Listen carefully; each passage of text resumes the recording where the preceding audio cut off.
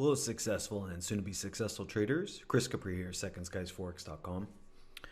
Welcome to the first video in the trading risk and money management section.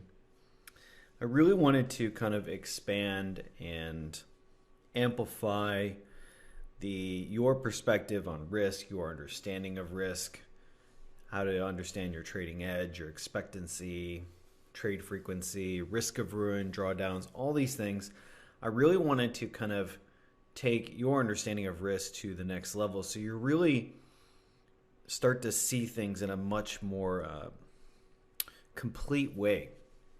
It's very easy with all the literature out there to look at risk in a very two-dimensional perspective of accuracy and risk to reward, but there's actually a lot more to that.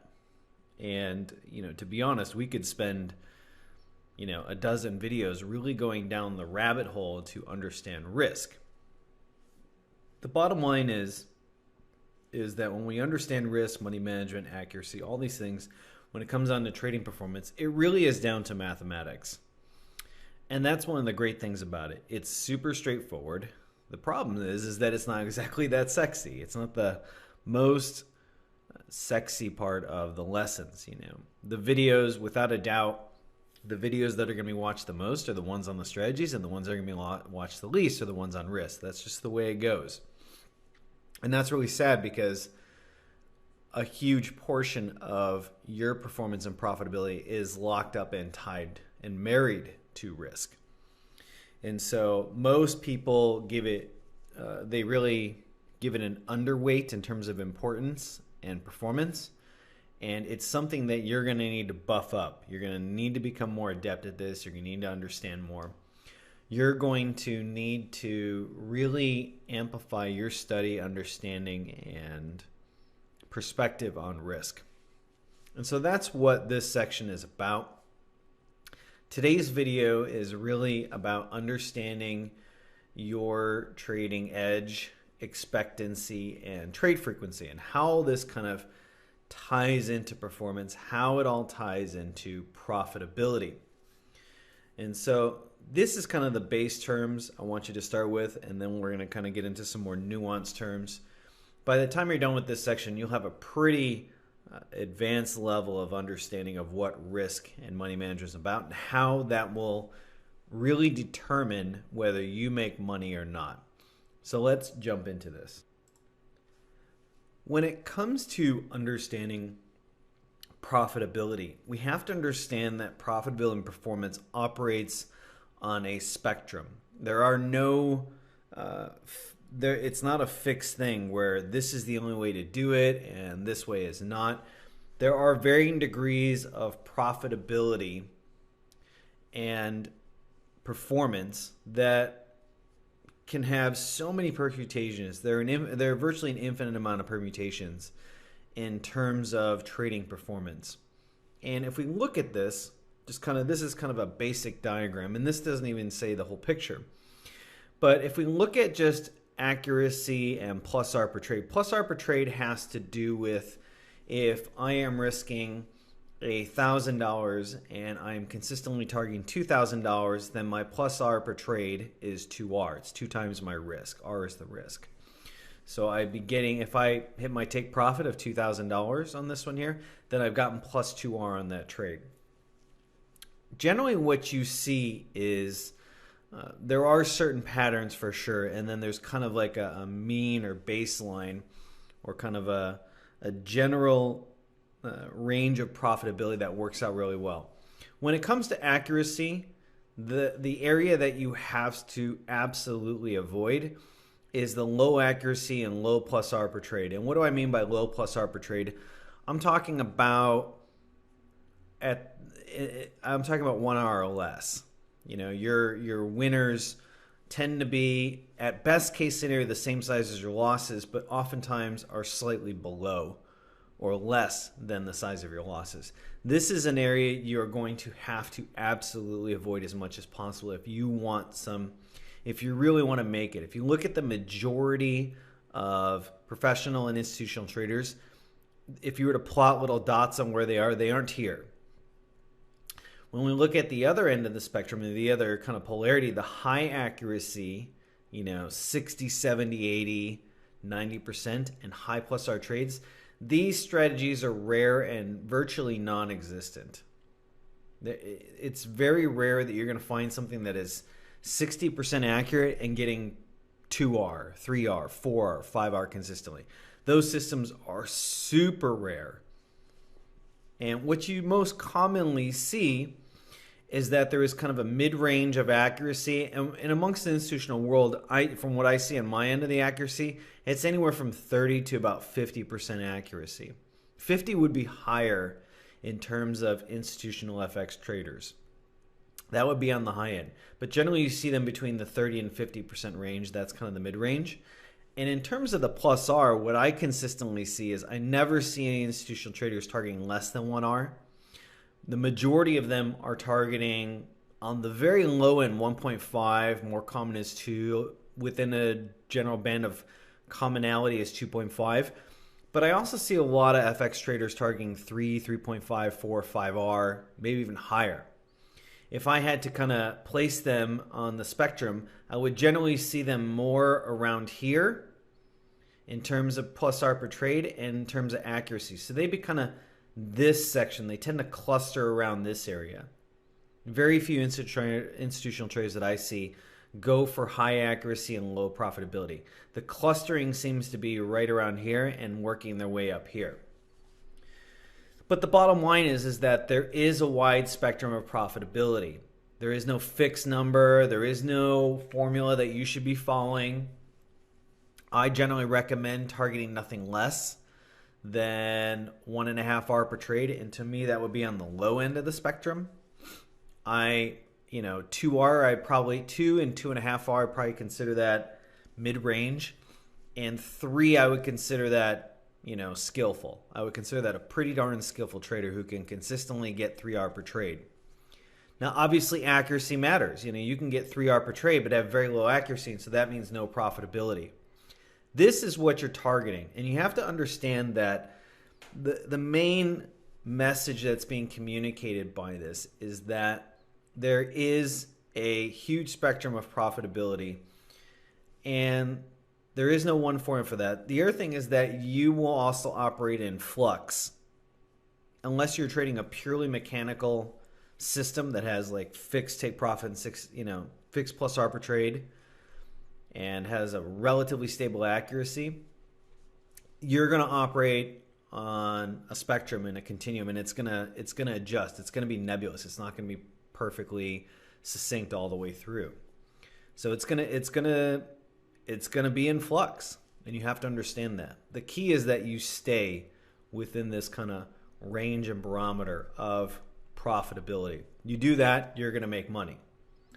Now, the first term I want to get into is how to calculate trade expectancy. This is something that's very important to know. So expectancy is based upon two simple variables. One, it's based upon accuracy, and two, it's based on your plus R per trade.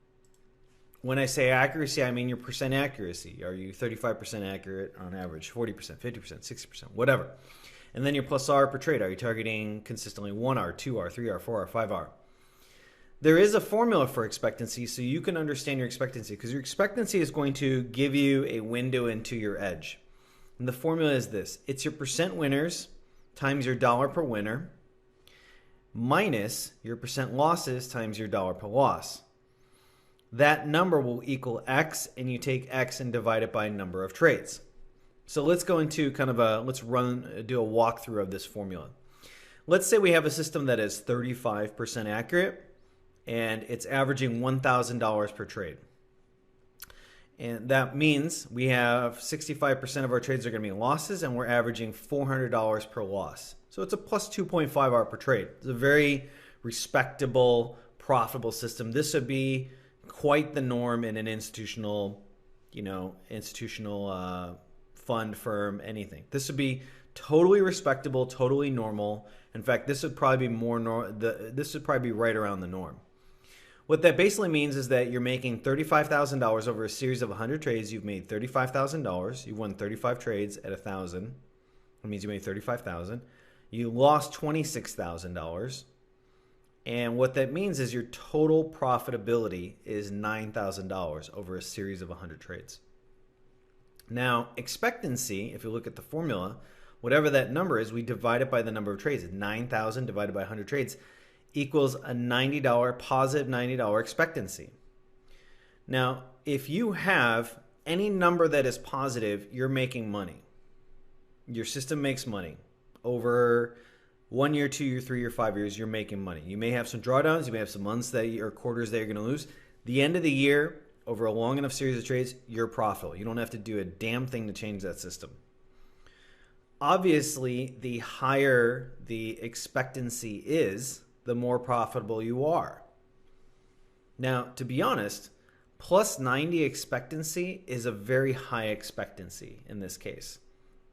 It's very strong. Generally, what I see across, institutional traders and myself is anywhere from the, 20, 25, 30, 35. That's generally what I see in terms of expectancy. The great thing is that you can tell me the basic formula for this and your expectancy, and I can tell you immediately. I can tell immediately, do you have a profitable system or not? Anything that is positive equals an edge in profitability. Your goal should be first to develop a positive expectancy. Neutral or zero means you're break even.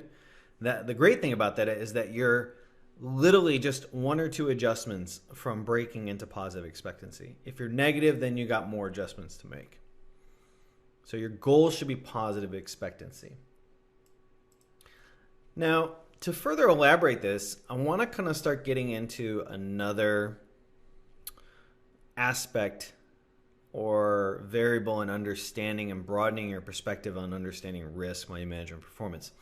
That has to do with expectancy and trade frequency. Now, we're going to use 4 strategies as examples here. So the baseline for this study is you're risking 1% per trade. This is over a series of 100 trades. Plus 1R equals $100 per trade.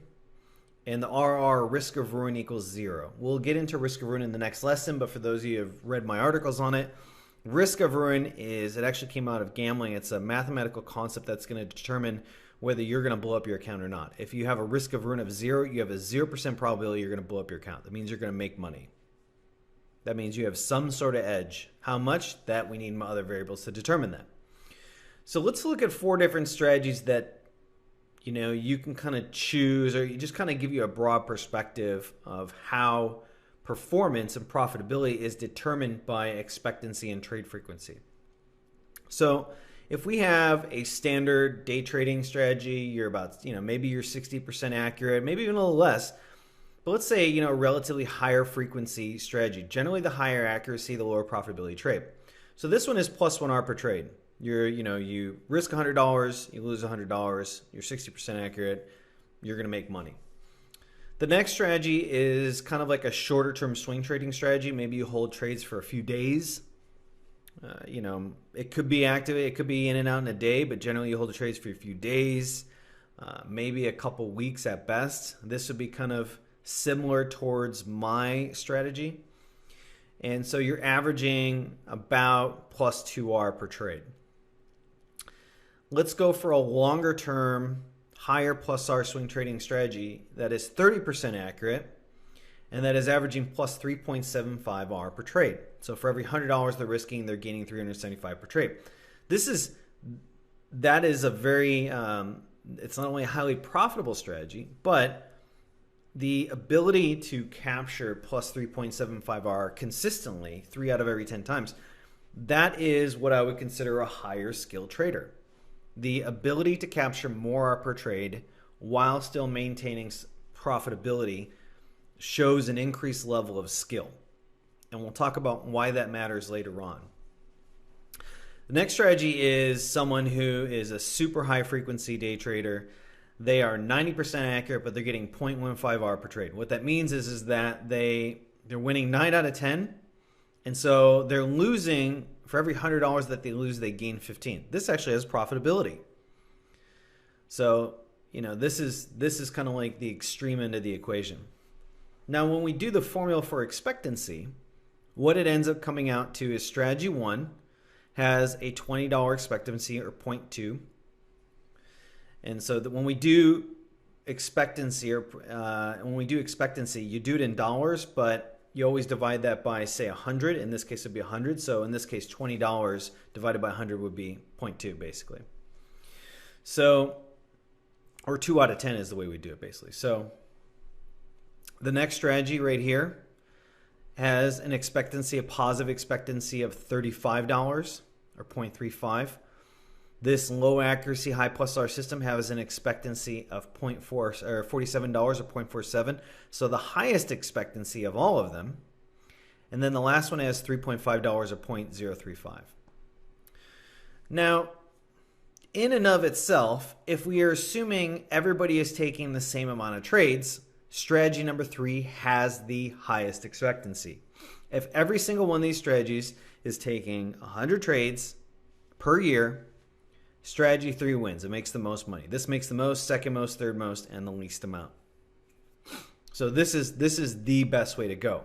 However, when we start to factor in trade frequency, we start to see how the equation is much more nebulous, and that changes things.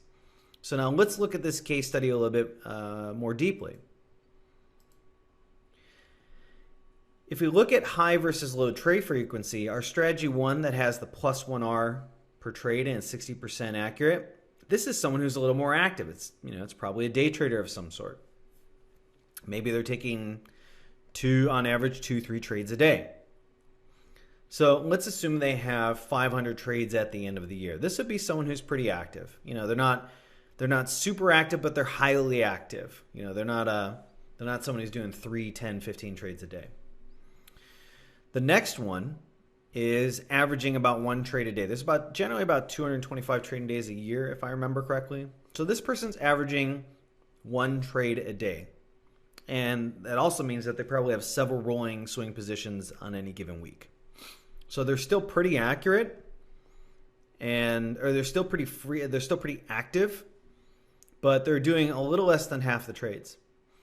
This person right here is kind of the longer term swing trader. They're holding trades for weeks, maybe a couple months, and they're looking for big wins. And so because of that, it takes a little bit longer for those wins to materialize. So they're trading less active, but they're still pretty active. They're having, an average of a little over 3 trades per week. And then we have our super high accuracy, super low profit, high frequency trader doing 1,200 trades a year. Now, when we plug in the accuracy or the expectancy for each one of those, what we see is that even though strategy 3, assuming all things are being equal at 100 trades, had the highest expectancy and therefore profitability, when we start looking at how trade frequency goes into the equation, this is where the profitability goes to. Strategy number 1 makes the most money. Strategy number 3, which had the highest expectancy, now falls into 3rd place. Strategy number 2, a little more active, a little less profitability, is in 2nd place in terms of profitability. And our higher frequency strategy makes the least amount of money per year. What this goes to show is frequency matters. This is something that all poker players understand very clearly, especially if you're playing online poker. If you're playing online poker, you are playing multiple tables at a time. You're very rarely playing one table at a time. And the reason for this is because you're not paid per hour. You're paid per how many hands. The general stat is plus BB over 100. How many big blinds are you winning over 100 hands? Now, assuming you can do 100 hands per table per hour, which is high, it's generally around 60 to 70, but let's assume 100 per hour. If I'm making, 2 or 3 big blinds per 100 per table, well, the more tables I can play, the more profitable I will be for that hour of my time. That's why online poker players build into trading multiple tables at a time. When I first started, I could only do 1 table at a time. Built it up to 2, 3. Now I'm doing 4 at a time, and I can pretty much keep my concentration and focus solid for a good 1-2 hour period. straight, no interruptions, nothing like that. I can manage doing 4 tables at a time. And so that's because a lot of the decisions I'm making now are subconscious. They're automated. I know exactly how I want to act in each, situation. Pre-flop, post-flop, I still have a little bit more to learn, but even that's becoming subconscious. So poker players understand this. For some reason, it hasn't fully made it through the consciousness in terms of traders, probably because there's a lot of narratives out there that are kind of really spreading a lot of confusion about it. But the bottom line is, look, if I know with this system that I can make, on average per pair, I can make, whatever, $10,000 per year at the end of the year per pair.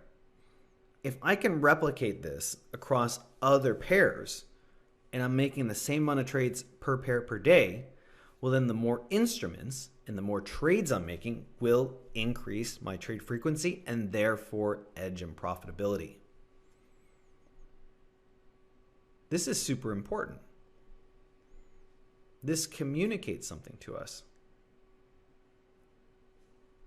So we have to really understand a crucial lesson out of this, which is that really performance and profitability is dependent upon many variables. Your edge is dependent upon your expectancy, and your expectancy is dependent upon your accuracy and plus R per trade. But also, what determines profitability is your trade frequency. These two together, expectancy and trade frequency, is what determines your profitability. Now, the thing about it is there is no set formula for this. There is no equation. There is no cut and paste thing that you're supposed to follow. The key thing is that you understand that this works on a sliding scale. This works on a spectrum. And there are millions of ways that you can become profitable and have a profitable trading edge. You have to understand how all these variables relate to each other. How do they intermingle? How do they affect each other? We know accuracy and plus R per trade has a huge factor and weight upon our expectancy. We also understand that trade frequency matters. The strategy which had the highest expectancy, when we start to factor in trade frequency, actually make less money per year. So we have to look at all these different variables. You might not be the person who wants to be highly active. You might want to be that swing trader who holds not as many positions per year and just gets plus higher per trade. We'll talk about the advantages and disadvantages of that system in some of the upcoming videos, especially when we talk about durability. You might want to be a person that shoots for higher accuracy and makes less money per trade. A note, kind of a note of caution or insight about that.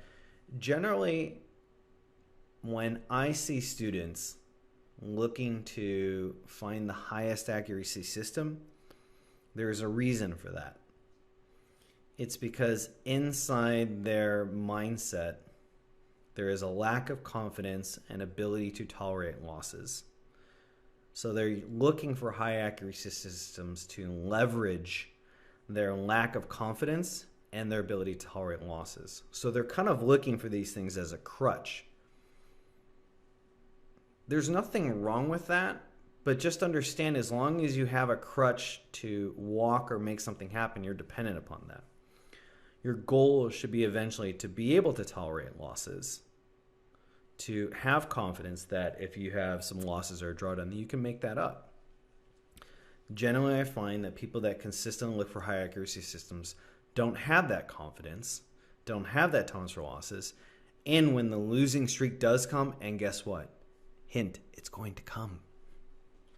When it does come, those are the people that struggle the most to get back on the horse, to execute mentally the way they need to. So we'll talk about that a little bit later and why certain systems are more consistently sought out by professionals. I do remember a conversation, I think it was in Market Wizards, where they were talking to one of the market wizards, and they said, you know, there's this study done where they interviewed some of the top traders in the world, and they said, you know, if you could have a 70% system, a system that's 70% accurate and gains, you know, +1 R per trade, or a system that's 30% accurate and gains 3.5 or 4 R per trade, which system would you take? And the overwhelming majority of them said the 30% accurate system. I want you to think about why that is, because we will get into this in the lesson on durability. But just understand that you can operate in many different ways inside this spectrum. You know, you have to understand how they all affect each other, relate to each other, and kind of change the dynamics of the profitability for your trading.